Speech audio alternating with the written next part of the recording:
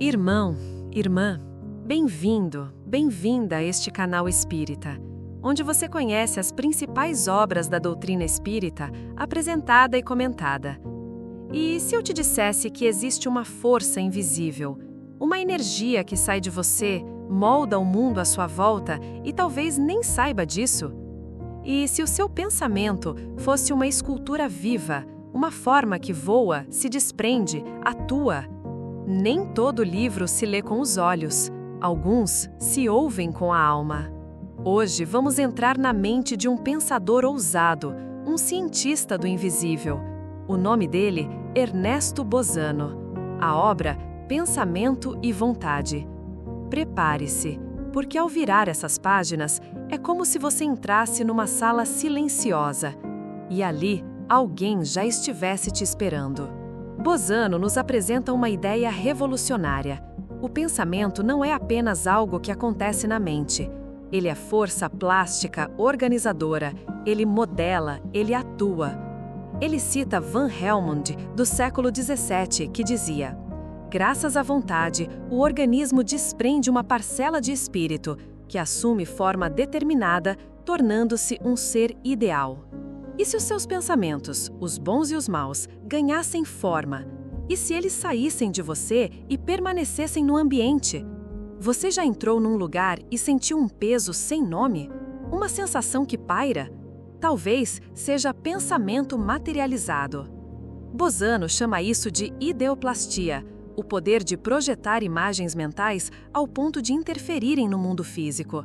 E aqui ele provoca: a força do pensamento e a vontade são elementos criadores, identificando a alma humana a potência primordial do universo.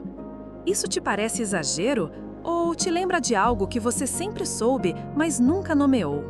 Bozano não se contenta com ideias bonitas, ele quer provas, e cita experimentos com hipnose onde imagens mentais, sugeridas ou evocadas, podem ser vistas, tocadas e até fotografadas. Sim, fotografadas. Um exemplo: um homem pensa intensamente numa garrafa. Ao revelar a chapa, a garrafa está ali, nítida. Outra vez, uma médium imagina uma blusa que não vestia no momento da foto. Mas, quando a fotografia é revelada, a blusa aparece, com detalhes que só existiam na mente. E se seus pensamentos estiverem mais próximos da matéria do que imagina? E se aquilo que você pensa com força permanece? Bozano diz que pensamentos apaixonados, raivosos, obsessivos, criam formas que se prendem ao ambiente. E aqui ele é direto. É provável que certos fantasmas em casas assombradas não passem de formas-pensamento deixadas por mortes trágicas. Talvez o assombrado não seja de um espírito, mas de uma emoção congelada no ar. Os teósofos e clarividentes mencionados por Bozano enxergam mais que ideias. Eles veem formas vivas de pensamento. Desejos, raivas, preces, tudo ganha cor, textura, movimento. A cólera parece um raio cortante. A avareza, formas curvas como garras. A paz, uma luz suave, quase música. Isso nos leva a uma pergunta inevitável. O que você está criando agora, com o seu pensar? Será que anda te acompanhando uma nuvem escura feita de julgamentos, culpas, desejos?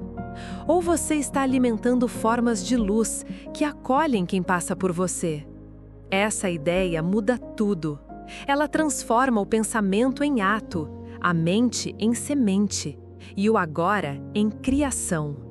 No Espiritismo, aprendemos com Emmanuel André Luiz Kardec. Pensar é viver em dois mundos ao mesmo tempo, no plano físico e no espiritual.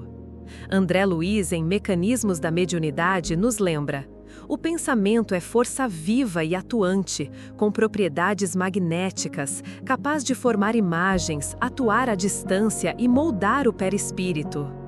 Bozano parece dialogar com isso, mesmo vindo da tradição científica.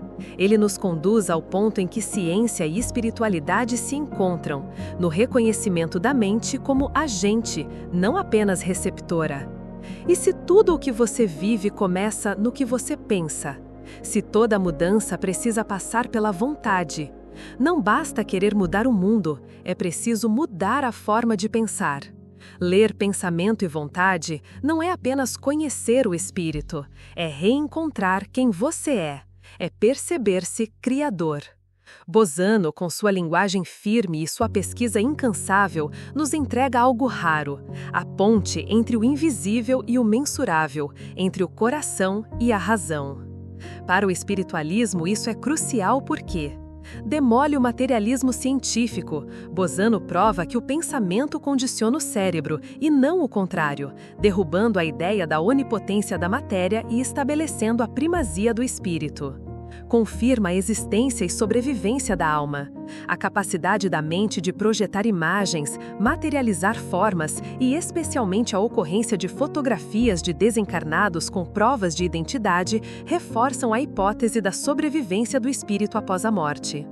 Unifica animismo e espiritismo. Ele argumenta que tanto os fenômenos anímicos, do espírito encarnado, quanto os espíritas, do espírito desencarnado, têm a mesma causa, o espírito humano atuando com suas faculdades latentes. Em suma, Bozano fornece provas experimentais da atuação do espírito sobre a matéria, validando de forma robusta as bases da doutrina espiritualista. Se este livro fosse uma oração, ela diria: que a mente seja tua ferramenta de cura, que o pensar te eleve, que o mundo invisível que você emana seja de paz. Permita-se reler este livro com os olhos da alma, permita-se pensar com mais consciência, permita-se criar luz. Compartilhe nos comentários que verdade mais tocou o seu espírito hoje. E eu te deixo com essa pergunta: e se esta leitura for, na verdade, um espelho da sua própria caminhada espiritual? Que Jesus te abençoe. Até a próxima!